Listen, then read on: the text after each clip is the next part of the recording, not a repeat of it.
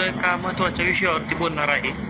आज महाराष्ट्रातील पालक त्यांच्या मुलांना 10वी-12वी झाल्यानंतर सांगतात, बिझनेसमध्ये जाऊ नकोस, आपलं ते काम नाही, आपण ते करू शकत नाही, आपण फक्त नोकरी करून स्थिर राहावे एवढंच शिकवलं जातं.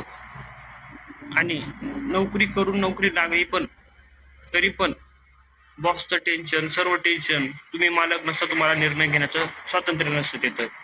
म्हणून प्रत्येक मराठी माणसानं योग्य अभ्यास करून व्यवसायामध्ये उतरून पुढे चालावं.